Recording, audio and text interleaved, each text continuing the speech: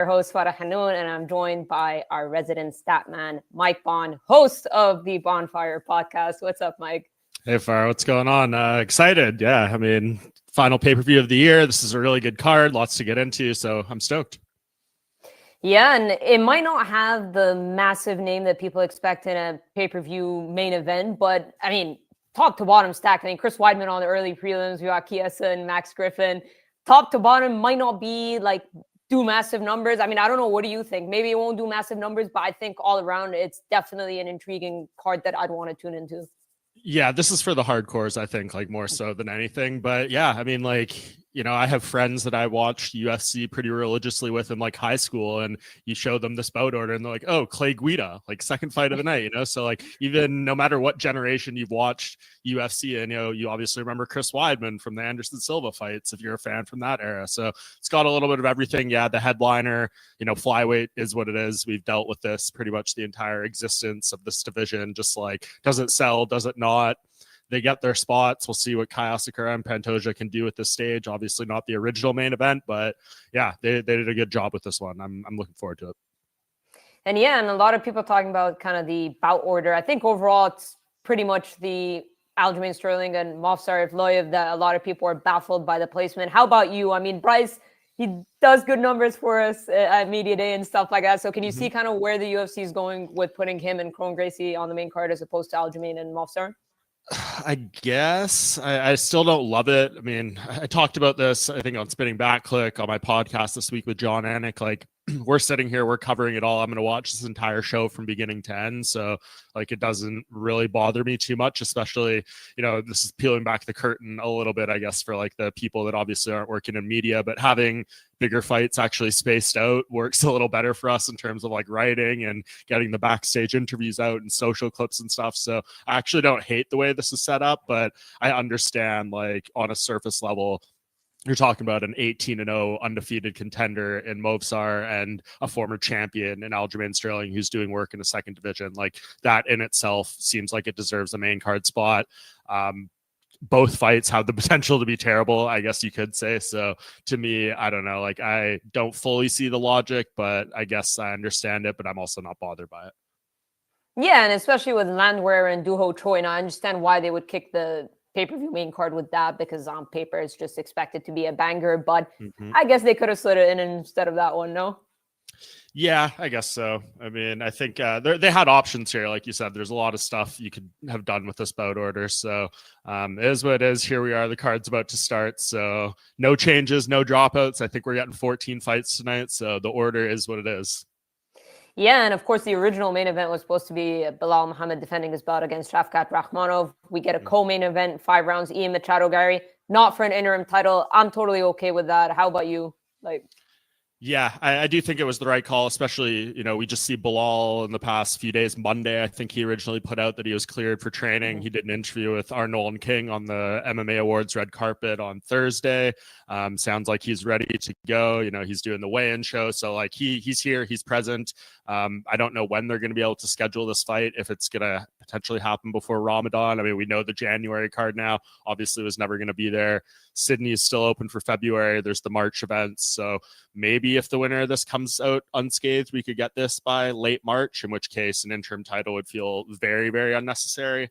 If Belal was still injured and there was more question marks on his timeline, maybe, but given what the situation was, I think this made sense. Yeah, and Belal has shown us in the past that he doesn't mind fighting in Ramadan. If Shavkat wins, I guess if we date back to UFC 300, apparently they all turned down the honor. Yeah. Do you think Belal would do that? I mean, it's one thing when you're fighting like a title eliminator. It's like a Belal who's getting thrown to the side, not to take the hardest road. Like, yeah, maybe you take a fight in Ramadan then when you need to do what you have to do. But as the champ now, I'd hope he wouldn't have to deal with those circumstances. I hope he wouldn't have to either, but knowing him, I almost feel like he's probably chomping at the bit to get back. It hasn't even been that long, but he just seems to be that type of guy. But yeah, I agree. Yeah. It's totally unnecessary. But either way, 5-round fight between Shavkat and Ian Garry. It's been a minute since we've got the whole undefeated. I think way back when John Jones, Ryan Bader, that was kind of like a turning point for one of them. There are other examples out there as well, but really a fantastic match. You talked to Shavkat as well. First, I guess, credit to Ian Garry, because I know he gets a lot of hate, but credit to him stepping up for this big opportunity. He seems to be oozing confidence. Did you go with Ian Garry at the end? Was that your final pick? Or? I did, but I think there was some strategic elements to that we maybe may or may not want to talk about when it comes to the staff picks, where Farah, you enter co-tied for the lead here. Come on. Yeah, I know. You and Kenny picked the exact same. Did you not co-leaders? Oh, yeah. I mean, yeah. But look, for me, I just look at route to victory. And I don't know. The ground game. The ground game is the big thing for me here in this matchup.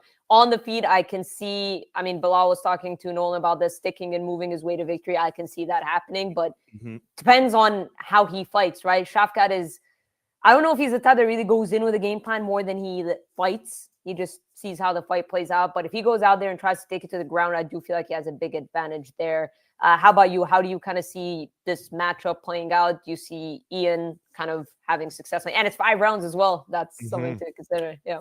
Yeah, that's what makes it such a great fight. All the unknowns there, right? Like neither guy has lost. I've certainly feel like I've seen maybe Ian Garry lose more rounds so far in his career than I have Shavkat.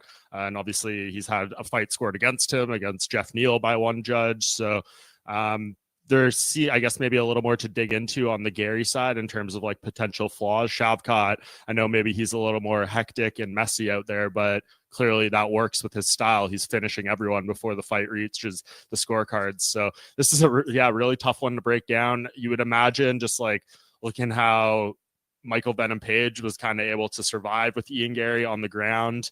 Shavkat, I had mentioned, like obviously his levels above that. So yeah, I think if you were to kind of break it down into like categories and, give the check marks to each side, I think, Shavkat definitely has the advantage in the grappling, the submission threat. But I think you do give Ian Garry the stand up. So it's close on that front, though. I think Shavkat hasn't shown us a lot of his striking game and what he's capable of there as well. So I think we'll see more of that tonight. But yeah, it's really hard to break down. It's a close fight. I did go with Garry, but like I said, that was kind of more for the rankings of the staff picks. My true feelings, I do kind of lean towards Shavkat, but I think either that these guys can win. The betting line, which I'm sure you'll reference, is way out of whack in my opinion. I think Ian Garry is being disrespected on that front. I think he's got a way better chance than the odds here say, and I would not be surprised at all if he won this fight. Well, yeah, let's jump to that. Odds courtesy of BetMGM. Shavkat's a -375 favorite, +290 for Garry, and then there's some individual odds. We got +250 Shavkat by knockout or TKO, +175 by submission, which is the one I like personally, +250 by decision, and then Garry +650 by decision, which I think is an interesting one to look at, and then +3,000 submission, +700 by knockout. So when you envision the path to victory for Garry, are you thinking decision here if he were to get his hand raised? Yeah, kind of. Just because obviously Shavkat, we haven't seen him kind of go down anywhere that makes me feel like he'd be finished. But who knows? The way Ian lays it out, he says, it'll be tight for the first 3 rounds or so. And then 4th and 5th round, Shavkat, where we've obviously never seen him before, is going to slow down, is going to break, and then I'm going to finish him. So I guess I could see that. But yeah, if I had to pick the most, I guess, high percentage avenue for victory for Ian Garry, would be decision. They've trained together and they've sparred. I don't know how much they did, because obviously there's been little clips that came out, and then the whole thing of Shavkat tapping out Ian, which he openly admitted to. But his idea of a late finish, maybe he saw something when they're sparring, maybe just observing Shavkat. He's got 100% finish rate, right? He's never really been pushed into deep water. So maybe he sees something there in terms of the fatigue and everything. But I know, with Garry, if he's going to stick and move, I think that's the least, it's his best path to victory, but at the same time, that's not the way you're going to fatigue Shavkat, if you know what I mean. Yeah, no, definitely. You got to push him out of first gear if you want to tire him. You can't just run around and expect him to get tired. You got to do something to make him work to a degree. And Shavkat, I think, does that inherently a little bit, just with his style and his aggression. So, yeah, there's a lot of question marks around both these guys. I'm definitely glad that this is kind of happening before the title fight for both guys. Like we don't see contenders get the opportunity to main event or do a 5-round fight. That's kind of what Dana White was saying when he kind of explained why this fight was put together. So yeah, it's going to be great. I mean, Bilal, I'm sure will be thrilled, especially if this goes 25 minutes. Like, you got all that tape on both these guys out there and this type of environment and all those things. So yeah, I mean, it's kind of to the disadvantage in a way of the winner, but also the advantage. So a lot of moving parts with this. Definitely, I think the most high stakes fight on the card, obviously, outside of the main event without a title. And Bilal picked Ian. Are you surprised by that? No, because I think his breakdown was fair. I mean, I see the people in the comments being like, this is his hope, not his actual thoughts. But I mean, I don't think either of these guys are like a layup fight for Bilal. Agree. I think Ian would be a better selling fight because he would promote it. I think him and Bilal would get into it, and the pre-fight would be a little more entertaining. I know Shavkat will play the game a little, but obviously there's a language barrier there too. So yeah, I mean, I do think Bilal is being honest with his analysis, but again, it's really hard for anyone to pick here. I mean, you have what I think you wrote a story. Was it Vicente? No, it wasn't Vicente Luque. Gilbert Burns. I think he did a prediction on this fight, and he's down there training with Shavkat, like in the same gym, and seeing him, and he picked Ian Garry. So I don't know. Yeah, I mean, look, it's interesting. At the end of the day, Ian is a talented striker. He's a precise striker. He's got power. He isn't one of those guys that's like throwing bombs or anything. Like, it's not crazy to think that if he can drag Shavkat to the later rounds, that maybe he can try and pick him apart. But I just, looking at it on paper, just the ground game of Shavkat. But it depends on his game plan and the fight IQ there. Depends how he approaches this, because I'm sure he thinks that he can knock Ian out. So I guess we'll see how it plays out in a matter of moments. But headlining this event is Pantoja defending his belt against Kai Asakura. Surprised that Asakura got the title shot. And when you look at the landscape at 125, especially after Albazi lost to Moreno, granted, I think Asakura and Pantoja was booked right before Albazi and Moreno. But seeing the way it played out, I think I was totally fine with this fight happening now, looking at the landscape at 125. How about you? For sure. It makes plenty of sense. I mean, we see that stat graphic going around on social media all the time this week saying Pantoja is 9-0 against current ranked UFC flyweights. I mean, what do you do with that? You got to figure out something outside of the box. And we saw that the last time around. He fought, I think, number 13 Steve Erceg was, and now he's fighting a guy who technically isn't even ranked in the UFC. He obviously will be come Monday, even if he loses this fight badly. He's certainly one of the 15 best flyweights. So yeah, it makes sense. This is what you got to do sometimes. They got to dig deep in this division. Releasing Mohammed Makayev or not re-signing him, however you want to frame it, hurt as well in terms of potential new contenders. So, yeah, I think this is fun. It's unique. I mean, there's a lot of talk about the debut title shots. I wrote a column with some of the data that's up on MMA Junkie. You should all go read that, because this is a very rare circumstance what they're doing here, and potential history, right? How long has the UFC been waiting to try to get a Japanese-born champion? This could finally be the one. If you had to shortcut someone to make that happen, or at least give a percentage of it happening, I don't mind at all. Yeah, and I believe Kyoji Horiguchi had his opportunity against Demetrius Johnson and failed. Sakurai back in the way. There's been a few. It's been a tough road for some of these guys. Obviously, a lot of hype around Tatsuro Taira still. I think he's got potential and a chance. He's extremely young, but yeah, I don't think Asakura is out of place here. And a lot of the intrigue going into this fight for him, I think he's played fight week beautifully. Obviously made weight with seemingly no issues. So yeah, everything seemed to have come together here. Now let's see if he can back it up with the performance. Yeah, and he's trying to promote it. Minimal English, but he's trying. And yeah, I mean, UFC doing no favors. I don't know how you didn't have a translator out there with Rogan, ceremonial weigh-ins, but Joe Rogan did a great job. That honestly, that clip of him doing the joking translation probably did more for the promotion of this fight than if you had a real person up there. So that's very true. That's very true. And Pantoja is one of those guys where he's a fighter, right? Like, he's one of those guys that's ready to scrap, because he's comfortable everywhere. I feel like grappling, striking, in the clinch and stuff. He just goes out there and kind of tries to out-brawl you. Now, against a precise striker like Asakura, do you think that's kind of the right game plan? Or are you expecting Pantoja to lean heavily on his grappling? How do you feel like, where do you feel like the path to victory for Pantoja is?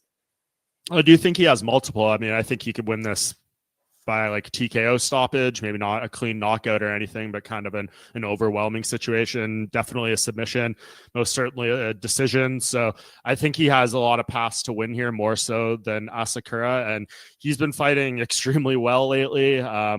I haven't seen any signs of like decline or concerns around the chin or like these things that make you maybe feel like a dominant champion is slipping. There's paths to, multiple paths for them to lose. Of course, anyone can be knocked out, but he's shown insane durability. No one's been able to finish him. So everything seems to be clicking here, which is why I think it would be an upset for him to lose, of course. So I just think he needs to do what he does best, be aggressive, obviously, just throw everything you can at Asakura, especially early, man. Like you could say whatever you want. I asked Kai this question when I interviewed him like a few weeks ago, the change in environment, fighting in the cage, this type of fanfare in the venue, obviously very different from Japan as well. So there's a lot of things that a little bit of maybe like the early fight shock factor could throw him off a little bit. So if I'm Pantoja, I'm going at him like, a bat out of hell right off the bat. Of course, you need to be worried about the early counter strikes and the power and stuff like that. But if you are Pantoja, you try your best not to let Kai Asakura get comfortable in that octagon for 1 minute, because there's a lot of variables here that can shock someone and that we've seen fighters kind of succumb to or factor into their performances before. And this is a huge stage to come make your debut on. So if I'm Pantoja, I'm using all the things, the experience, the comfort with the environment to my factor. Yeah, and I agree. I think if he can go out there and kind of smother him from the start. Pantoja has a lot of heart. I feel like that's one of his biggest attributes, where in the fight, there are times where he looks like he's slowing down and gassing, but he always has that kind of second wind. And that's why I feel like those championship rounds are going to be pivotal for him. Like if this was a 3-round fight, I could see Asakura landing cleaner strikes and maybe winning a decision. But Pantoja just always seems to have that second gear, and he's all over the place, kind of mixing in his grappling, striking a little bit, clinching up and down. It's a hectic pace that Pantoja. I can only imagine trying to write up a play-by-play for a Pantoja fight. But in terms of Asakura, is it kind of try to stay on the outside, use your length, not avoid the clinch with Pantoja, or do you think he needs to kind of meet him in the middle and engage him? Because I think it's fair to say that Asakura would have kind of a precision and power advantage, maybe. Yeah, definitely. That's his biggest X factor here is the knockout power, the length. Yeah, he's huge. If you look in the face-offs, I mean, definitely crazy that he's been able to get back down to 125, but he seemed to have done it well. But yeah, I'm trying to not grapple or clinch with Pantoja as much as possible. If you want to take the risk of throwing those killer knees he has on a clinch attempt or a takedown attempt, things like that, I think that could be work in your favor, but that's also risky because you could potentially get taken down if you're throwing things like that. But yeah, he definitely needs to try to find the knockout punch. That's what he's been saying all week, right? I have the ability to land shots. Other guys can't at different angles, different distance, things like that. So I think that's what he's relying on here. That can, of course, be to serious detriment and devastation. If you can't land that shot, you're in trouble, because Pantoja has, as we explained earlier, so many ways to win and so many, I guess, advantages in the overall game. So yeah, it's like if we see it get into the 3rd, 4th, 5th round and Asakura hasn't found much success and isn't landing big shots and is starting to fatigue, that's probably when Pantoja really starts to take over. Yeah, and I think the only thing that would concern me from Pantoja's side, he's not the most defensively responsible when it comes to the striking. And I think this is where Asakura could take advantage in those many moments that Pantoja gets overzealous and starts kind of brawling in the pocket a little bit. But I picked Pantoja, and that's because, again, it's similar idea for me as the co-main event. It's because of that grappling advantage that I feel like there are just more ways to win for Pantoja, and his heart as well. Like outside of getting caught, obviously clean, and he's shown a pretty good chin throughout his career. I just think he's got a ton of heart, and even if he gets clipped and dropped, he's one of those guys that's just going to keep fighting and have that gas tank for 25 minutes. But if we look at the odds, Pantoja minus 275 favorite, Asakura plus 220. Do you think that's pretty accurate? Yeah, that seems good, I guess. I could maybe see Pantoja being a little bigger of a favorite here, just because, again, this is like really a lot to come into for your UFC debut for a title shot. And he's been tremendous lately. So yeah, I think that's probably about right. I could see Pantoja being a little heavier a favorite as well, but this, I guess, is acceptable. There's people out there probably hoping, betting on Asakura to land that underdog shot. Yeah, and some individual odds. Let's look at that in terms of Asakura by knockout would be plus 325 Asakura by knockout, plus 800 by decision, plus 2,500 by submission. For Pantoja, plus 400 by knockout, plus 150 by submission, and plus 300 by decision. I think I'm going to go Pantoja decision. How about you? Late yeah. Yeah, I think maybe a submission.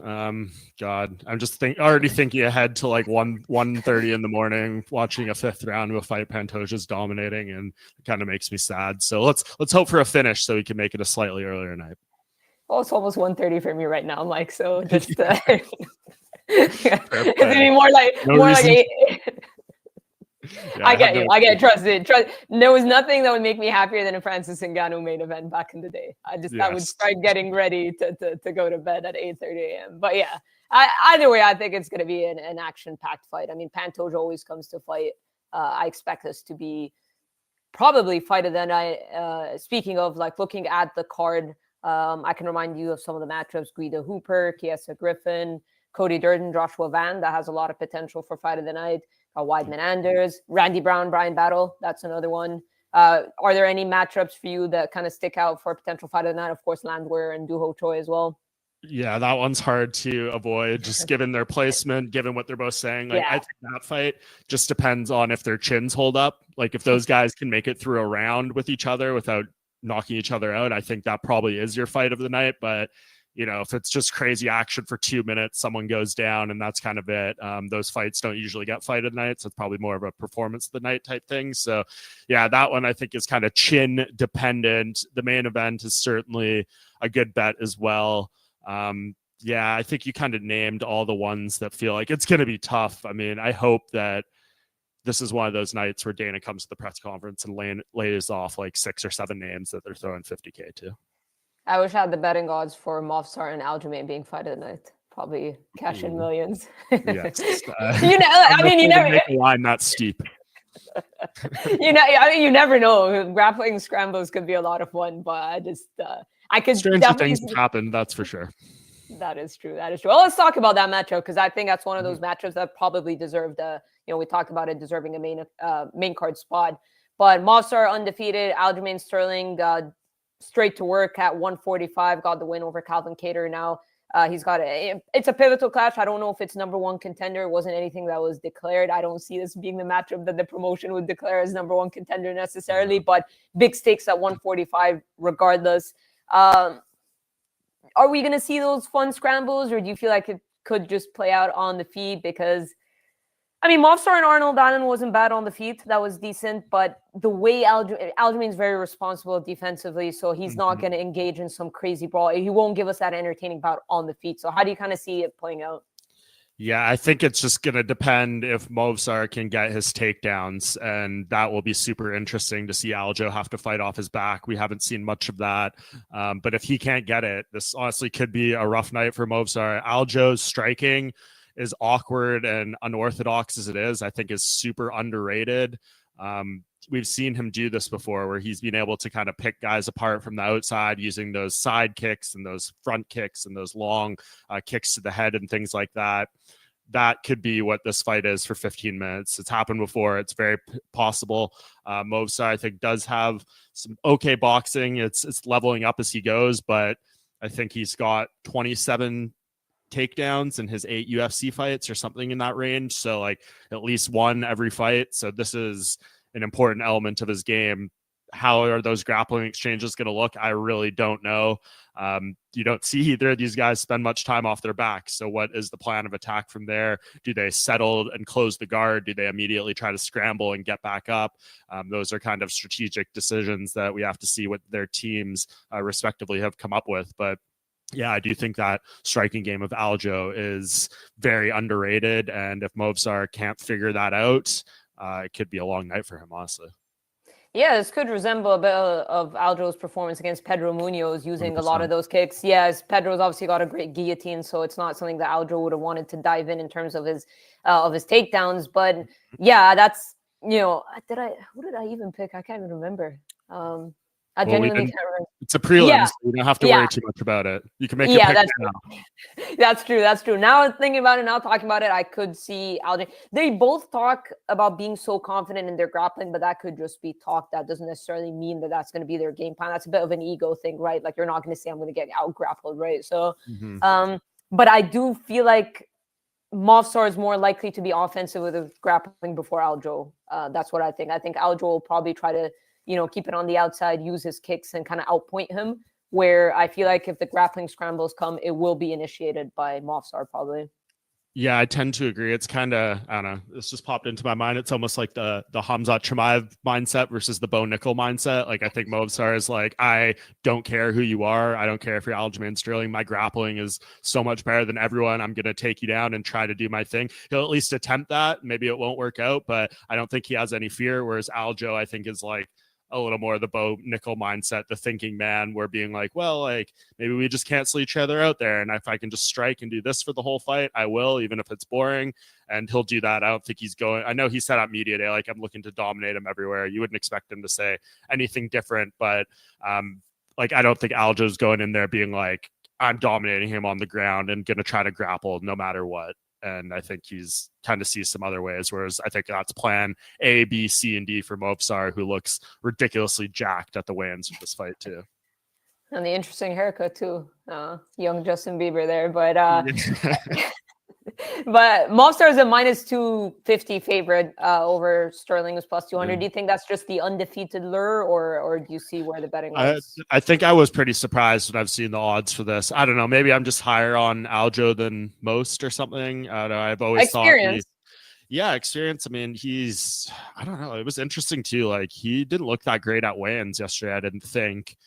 Like, I feel like I've seen him look better cutting to 35 on multiple occasions than he did on the scale. What does that mean? Could be nothing, but just kind of something I took away. But maybe he's like that big coming into this fight, and kind of the strength and all those things factor in. But yeah, to, I guess, roundabout point, I do think those odds are a little wacky. Maybe it's just my personal respect for Aljamain Sterling.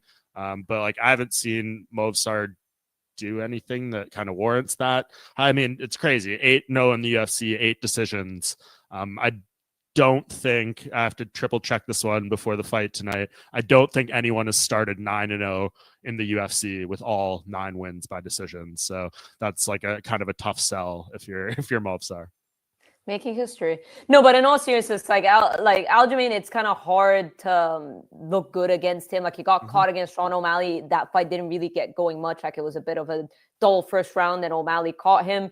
We look back at Marlon Moraes. He got caught there. I mean, and then he had those kind of weird split decisions back to back with Brian Carey and Asuncao. So I do feel like Aljo is one of those guys where it's hard to look good against him unless you're going to catch him on the feet. So this is what makes me think that Aljo's probably going to try to keep it on the outside and try to outpoint him, because that type of game, it's kind of hard to beat Aljo on points like that. And it'll be hard to finish him because you can't really get to him because he's got a good reach and uses his kicks well. So that's kind of the way I envision it going. So Aljo by decision, let's see what the odds for that are.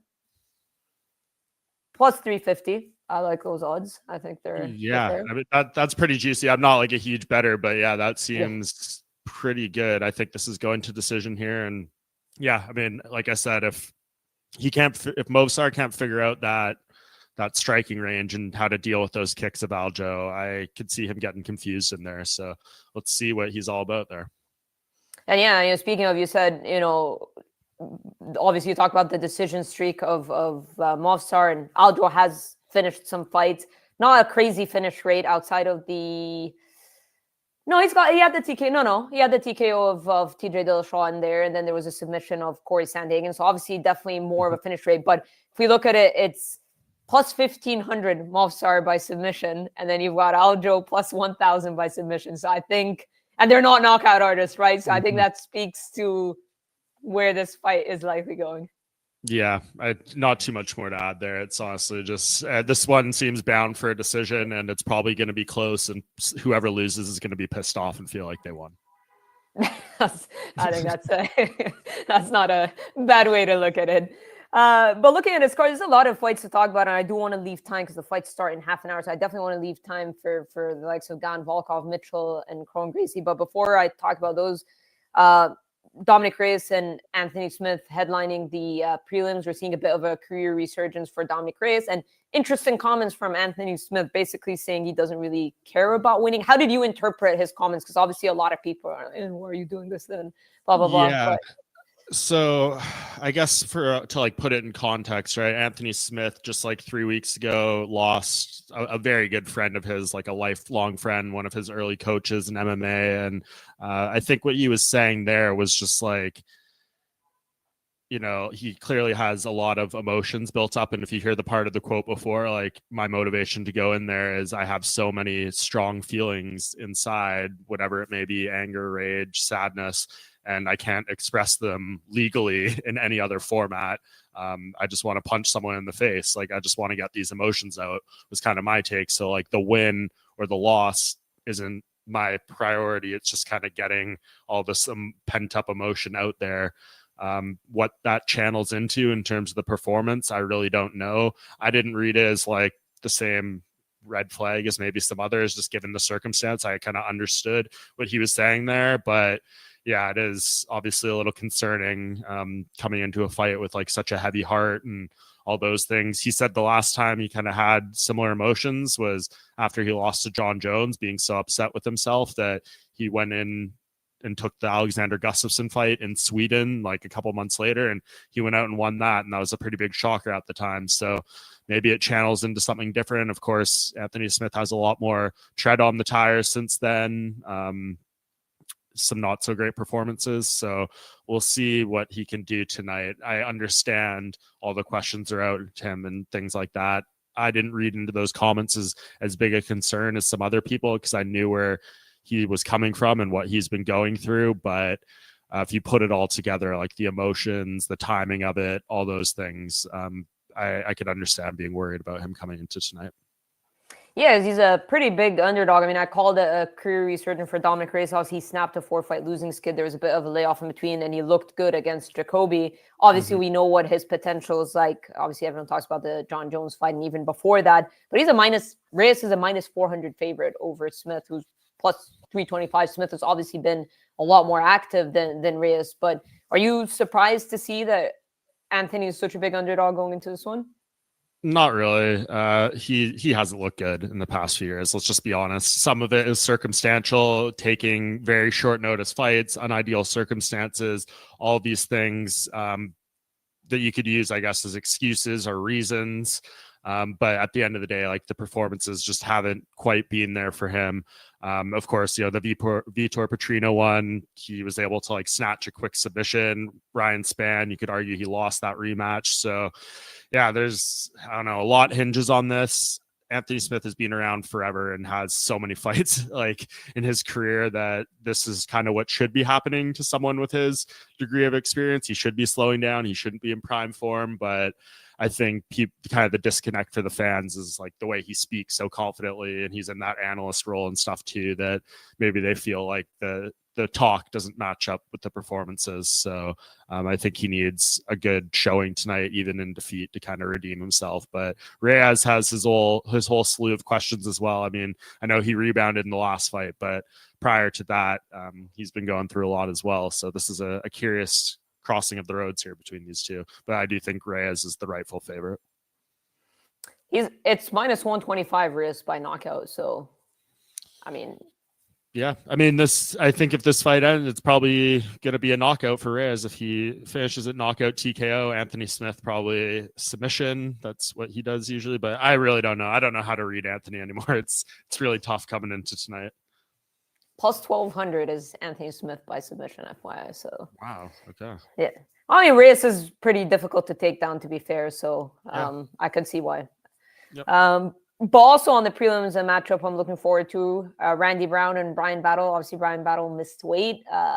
Kind of a shame because he had a lot of momentum going, obviously, with his performance in Paris against Kevin Jousset and the post-fight speech and all that stuff. But Randy Brown's one of those underrated ones, in my opinion. I think I kind of picked against him, and maybe I'm going with the momentum thing. I don't like the missed weight by Brian Battle, but Randy Brown, I think he's won like 7 of his past 8 or something like that. I just didn't expect him to go on this kind of run at welterweight. So he's one of the more underrated 170 pounders. What do you think of this matchup with Brian Battle? Let me take a look quickly here at the betting odds, because I actually have no clue who they would put as a favorite here. Maybe Brian Battle because of the... I'm going to guess Brown is the favorite, but tell me if I'm wrong. You're wrong. It's Brian Battle minus 210. That's what I'm telling you. It's easy to get swayed by the momentum. I mean, that's what I did when I picked Brian Battle. That's what I'm trying to say. But Randy Brown's very, very underrated for sure. He is, yeah. I think his only loss in the past however many years was to Jack Della Maddalena, which he like went down to Perth, and I've done that trip. It is not fun, especially going from North America. Couldn't imagine doing a fight on top of that and being in the hostile territory. And yeah, that one didn't deliver. Jack Della Maddalena is obviously very good. We'll see if he's championship good in the next few fights here, but no shame in that one if you're Randy Brown. And everyone else, he's been looking pretty good. Definitely think he's underrated. How the weight miss by 4 pounds too affects things. Like that could be a strength difference. He seems to be aware of kind of that element of like Battle maybe being the heavier guy than him in there. He rightfully was pissed off about the situation and expressed it on social media. Yeah, I don't know. I think on like everything being equal, this is a close fight. Brian Battle missing that weight the way he did makes me a little concerned about him. So I guess that tips the scales a little bit, no pun intended, in Randy Brown's favor. I'll pick him. But man, that's a real tough one. I don't know. Both those guys are very capable of winning. Are you thinking, well, individual odds, it's plus 550 Brown by knockout, plus 1100 by submission, and plus 450 by decision? Let's say knockout for Randy Brown. We'll give him his hype. I don't know if it's like a sympathy vote after I knocked him out in EA UFC back over the summer when we were playing at the UFC Fan Expo. He was himself and I was Ben Askren and I knocked him out. So I'm sure he is very upset about that. I don't know what the odds of that one would have been. Well, I wonder what power they gave Ben Askren on EA Sports. So you must have hit it really clean there. Yeah, I'm pretty good. Okay. Apparently, you can knock him out with Ben Askren. You're pretty good. But yeah, I mean, fun prelims. We've also got Vicente Luque and Themba Gorimbo, who obviously kind of called his shot before, said, I'll fight if anybody falls out between Luque and Nick Diaz. It's funny that when I asked Dana back in, can't remember if it was Manchester in July or something, are you confident Nick Diaz fights? And he's just like, no. Vicente seemed to be a lot more hopeful that this fight was going to get rebooked, which it did. But obviously, Nick Diaz is not fighting. He gets Themba Gorimbo instead. You know what? Let me look at the odds. Vicente should be a favorite, but you know what? These odds have been a bit wacky. Let me scroll down. Yeah, he's an underdog. He's plus 130. What do you think, Luque? Yeah, that surprised me a little bit. I don't know. Themba is an interesting one. Like I remember when that guy was like 3-4-0, he would be messaging me on Instagram like every day, wanting interviews and trying to get his name out there. I wrote a story. Yeah, there you go. So, I mean, he's done what he needs to do. He clearly understands the game. He saw this potential opportunity there and kind of readied himself for it to step in, and here it is. I know we were all kind of laughing at him earlier in the year or like late last year, I think after his first or second UFC win, where he's like, I'm going to be the champion by the end of 2024. Obviously that didn't materialize as we sit here at the end of 2024, but this is a bigger spot than I thought he would be in when he said that, which I thought was a ridiculous statement at the time, but here he is a little bit closer to than what I thought he would be. So credit there. Luque, man, like talk about a big question mark with that guy. You just don't know with the brain bleed situation, him coming back. He didn't look like the same guy against Dos Anjos, and then against Buckley. I don't really know like what happened there. He got asked about it at the media day, I think by Alex Buchanan. Like, what do you say to people who said you quit in that fight? And he basically admitted that he did, even though like, his definition of quitting probably isn't what most fans were accusing him of, or like say when they hear that word in their mind. He gave Buckley full credit. So I don't know. I think he's got his mind a little straighter now.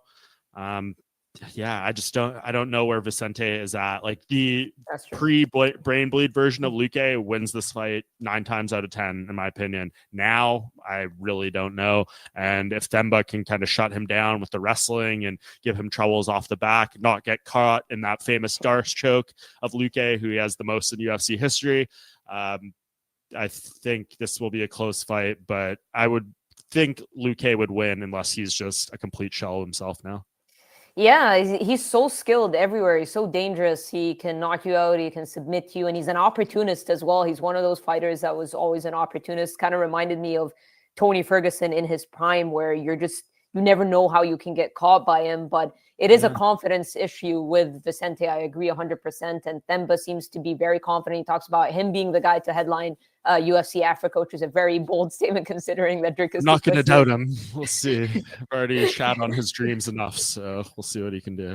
I mean, if Dirkus is the current champion, you've got Israel Adesanya. You've got a lot of people who can headline that Africa show. So pretty bold statement. But again, can't hate on somebody who's got big dreams, and winnable for him by. I mean, the odds are in his favor. He's minus 160 favorite, and him by decision would be plus 125. So odds don't suggest that that's a crazy outcome for him.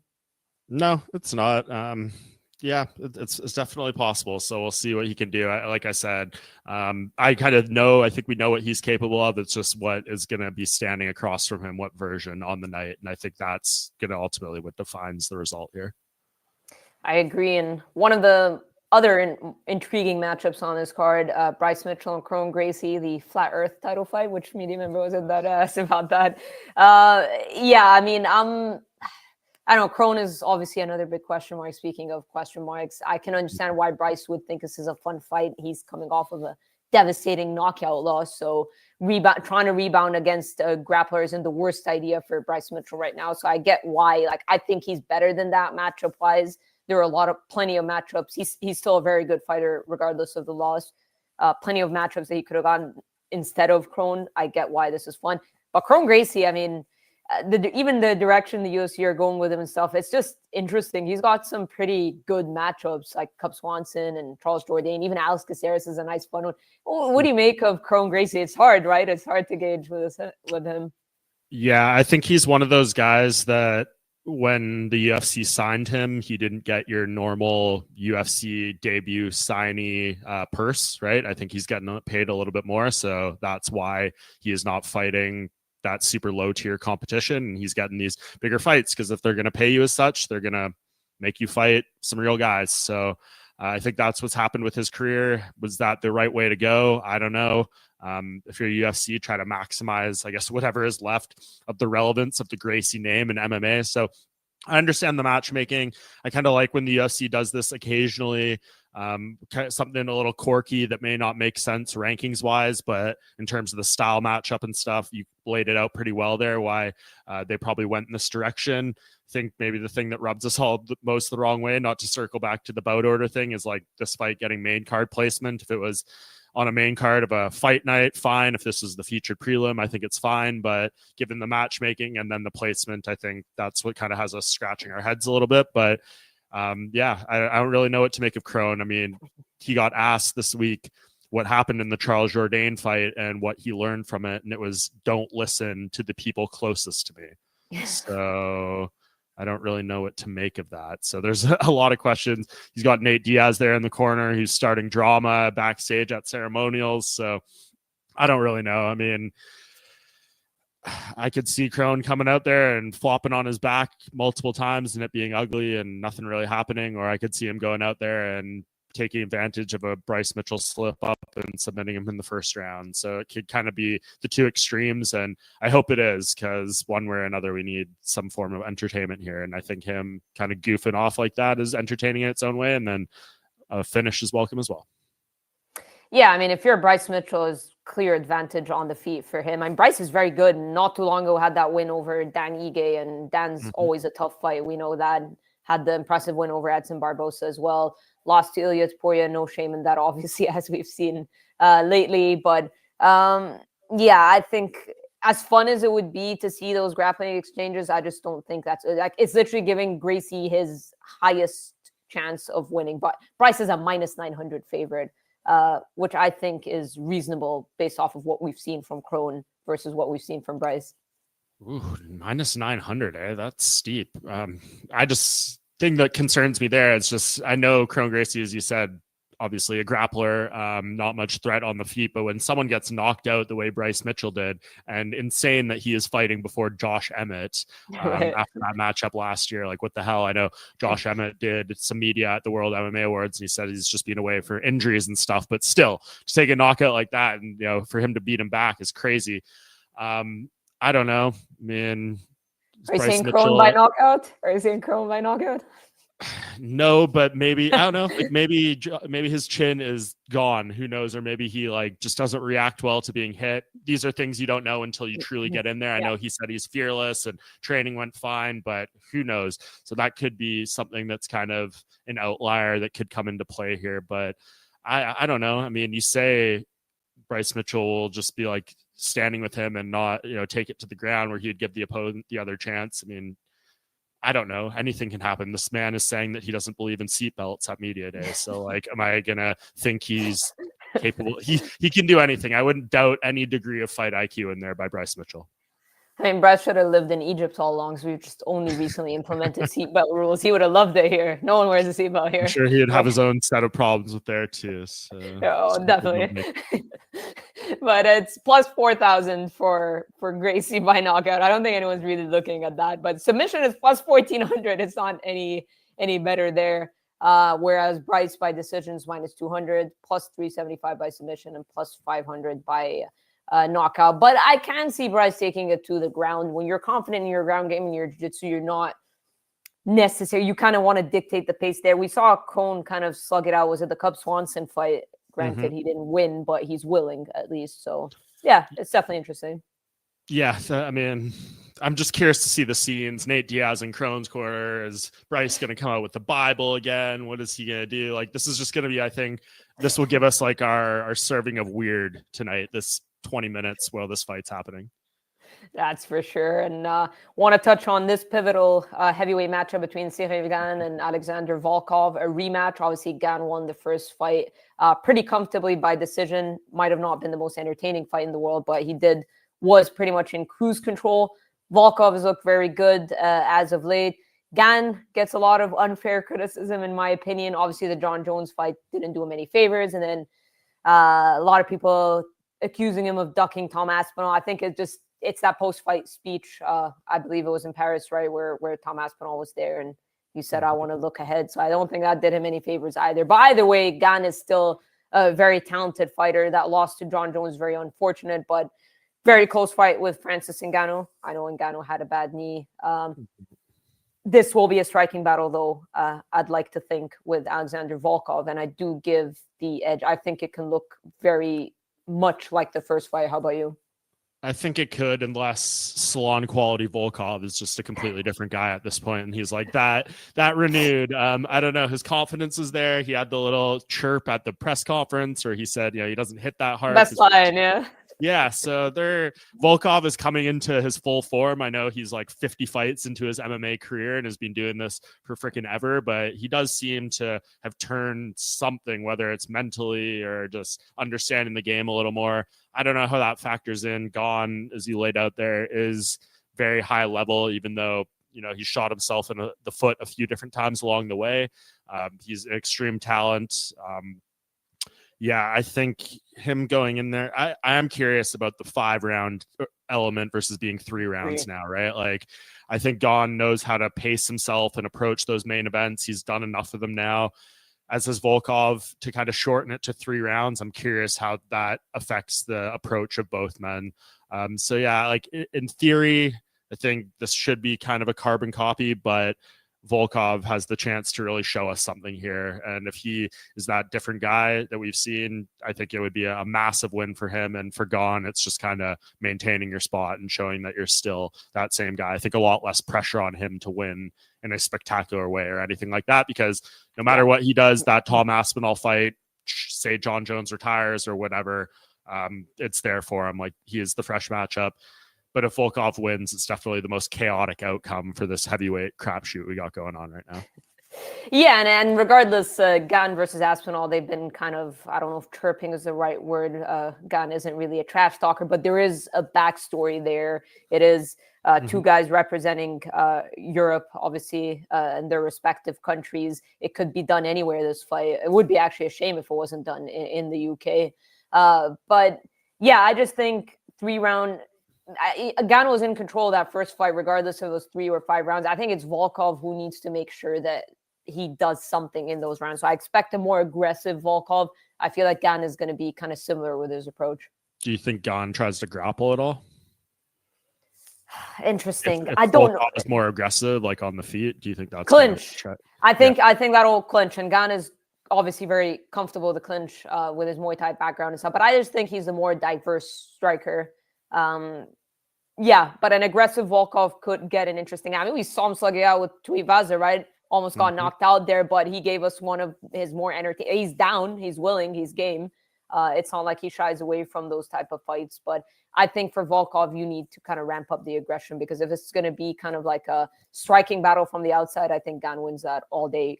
Granted, Volkov is huge, but I just think Gane is more comfortable with his overall weapons. But let's see what the odds suggest. Gane's a -375 favorite over +300 Volkov. Heavier than I thought, but probably some of these lines feel very steep on a lot of these matchups. I mean, I wish I had more courage to do some betting, or maybe I'd be able to make some coin. But yeah, that seems a little wide. I don't know. Yeah, maybe just, especially doing heavyweights, like these guys have so much power. Anyone can be knocked out. To have anyone as like a wide betting favorite like that is risky. But I mean, given the first fight, I guess it makes sense. I'll put it this way. I personally I don't see Volkov decision. I think Volkov either catches him, and it's +1100 by knockout for Volkov. Pretty wild. +450 by decision. I don't see Volkov winning a decision. That's just my personal opinion. Gane by decision is -165. So for me, I either see Gane winning a decision or Volkov catching him with something if crazier things have happened, right? So yeah, that's how I that's pretty on point. Yeah, I agree. All right. Well, before we wrap up, there's about 8 minutes to go before we kick off the early prelims. Pantoja and Asakura, like for Pantoja, if he beats Asakura, looking at the landscape at 125, I believe he told you that he plans on sticking around at flyweight, which I respect, because it's been a minute since we've had someone like back in the day notch all those title defenses, the likes of George St. Pierre, John Jones, Anderson Silva, yada, yada, yada, Demetrius Johnson. But what's left for Pantoja at 125, in your opinion? Royval's out there, Moreno's out there, but these are all rematches and trilogies. Going to 35 wouldn't actually be the craziest thing. What do you think? Yeah, I know. I asked him that basically. Are you thinking about doing that? And he shut it down pretty quickly, saying the only reason he ever talked about moving up was because he had beef with Sean O'Malley based off their sparring session. That I know there's been some footage released and all that. He wants to show him that he could beat him in the cage too. But now that he's not the champion, he said the appeal isn't there. He wants to stay in this weight class and just continue to dominate. So I don't know where they go. I mean, maybe like the best possible outcome for this would be Kai Asakura loses like a controversial decision or something. And I'm saying best possible outcome for Pantoja in the division. You could make the argument Asakura winning straight up is the best thing for the division, but just in this theory we're doing, and then maybe they could do a rematch in Japan or something. Pantoja told me it's his dream to fight there. I told him probably never happening unless he loses this fight and they do a rematch with Asakura as champ, but that's one potential avenue, depending on how Kai looks. But given what else is out there, I guess it's Brandon Royval, right? Like, I know Moreno looked great in Edmonton, but Royval beat him not that long ago. He beat Tyra. Like, he has the most legitimate, deserving title shot resume. So I think you got to give it to him. He will talk about the fight. He'll promote it, all that kind of stuff. So I feel like he's the guy right now that they probably go to. And if he's unavailable, though, Brandon Moreno looked good too. So you have options, even though none of them are exactly like sexy or appealing or fresh. Yeah, and I'll wrap up with this. I've kind of like to do this wrapping up preview shows. Kind of give me your guess for performance of the night, or it's performance of the night. We don't have submission of the nights anymore. Fight of the night or performance of the night. Who do you think kind of will be the bonus winners tonight? Okay, performance of the night. Man, this is tough. We'll give one to, sadly, Dominic Reyes. I'll say one for him. And then the other to Shavkat, I guess. What do you mean? What do you mean? You picked Ian. I know. I'm just looking at it. I'm not saying I'll be right. Maybe the first performance of the night for a loser. No, I'm kidding. I don't know. Like, this is really. I'll say it'll stem from that fight. How about that? There'll be a performance of the night given to the co-main event winner and the featured prelim winner. But I don't know. This is, again, really tricky. I don't know how this card is going to unfold. I could see a lot of finishes. I could also see a lot of decisions. I agree. But that's actually because I didn't touch on Chris Weidman at all. I personally don't think he has anything to prove. I personally don't want to see him fight again. I understand where he's coming from. He went through such a horrible injury that this is him wanting to get back on his feet and compete. But I personally, like, based off of the way he's looked since his return, don't want to see him compete again. I hate to say it, but he has nothing left to prove. How do you feel?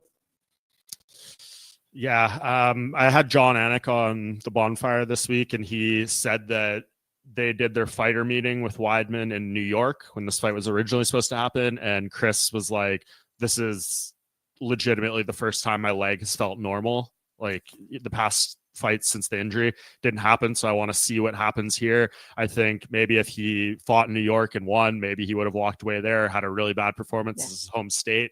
Now with this unideal circumstance, like, dude, now at a catch weight 2 weeks later, I don't know, unless like he looks like complete, terrible.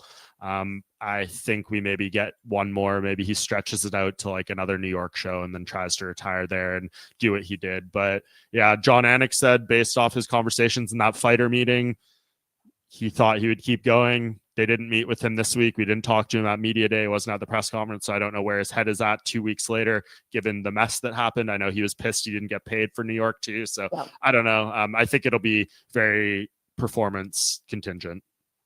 Yeah, I agree. I just haven't liked the way he's looked. I get it. No, I agree. I haven't either.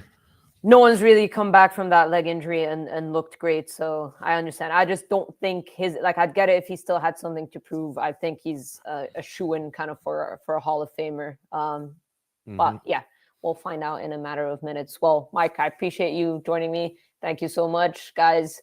Don't forget, Georgian goes 8 p.m. Eastern for the watch along. We've got Nolan King, Ken Hathaway on site in Las Vegas. We've got you covered in every single aspect here at MMA Junkie. Appreciate you guys tuning in and enjoy the show, the final pay-per-view of the year.